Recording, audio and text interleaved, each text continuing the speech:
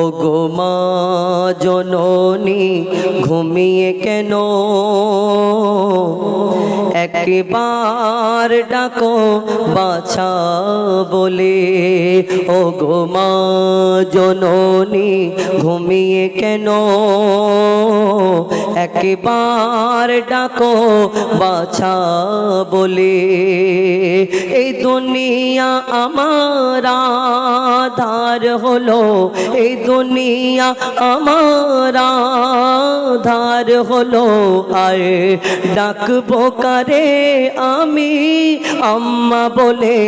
ও গো মা জননী ঘুমিয়ে কেন, একবার ডাকো বাছা বলে, একবার ডাকো বাছা বলে।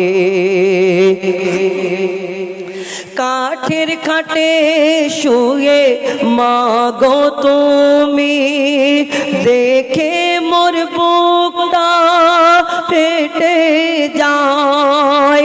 কার কোলে মাথা রেখে ঘুমাবো মাগো, একটু বলে দাও না আমায়। তোমার মতো কে বাসবে ভালো মাগো, তোমার মতো কে বাসবে ভালো, কে হাত বুলাবে দুটি গালে। ও গো মা জননী ঘুমিয়ে কেন, একবার ডাকো বাছা বলে, একবার ডাকো বাছা বলে। এই দুনিয়াতে যখন মা জননী বেঁচে থাকে আমরা বুঝতে পারি না এই দুনিয়াতে মা জননী কেমন জিনিস, তখনই বুঝতে পারি যখন চলে যায়। একটা ঘরে আমি যখন পেরেশান হয়ে ঘরের মধ্যে ফিরে আসি, আমার ছেলেটা এসে দৌড়ে দৌড়ে এসে আব্বা গো আমার গাড়িটা আনা হলো না কেন, আমার মেয়ে ছুটে ছুটে এসে আমার এটা আনা হলো না কেন, আমার স্ত্রী কাজ করতে করতে উঠে হ্যাঁ গো এটা আনতে বলেছিলাম এনেছিলে না, তখন আমাদের এই লোকজনগুলো এরকম ভাবে বলে। কিন্তু মা জননী যখন মুখের দিকে তাকিয়ে থাকে, হ্যাঁ আমার বাচ্চাটা মনে হয় কোনো সমস্যার মধ্যে, কোনো সমস্যার মধ্যে আছে, মায়ের আঁচলটা দিয়ে যখন মুখের মধ্যে বলিয়ে, তখন মা মাথায় হাত রেখে বলে বাবা তুমি মনে হয় খুব পেরেশানের মধ্যে আছো। ভাবো এই দিনটা, যার মা নেই দুনিয়াতে, আমার মা এইরকম বলতো, এইরকম বলতো, এইরকম বলতো। যদি ভাবতে থাকো না চোখের পানি আর রাখা যায় না। কবি ছন্দের মাধ্যমে আরো কে লিখছে দেখুন, মোর দুঃখ কষ্ট বুঝতো না কেউ, শুধু তুমি বুঝতে ও গো মা।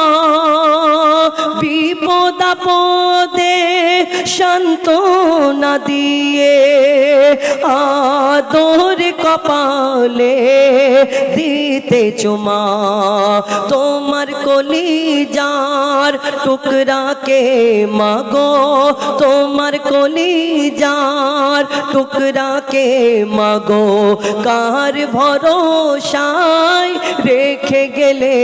ও গো মা জননী ঘুমিয়ে কেন, একবার ডাকো বাছা বলে, একবার ডাকো বাছা বলে।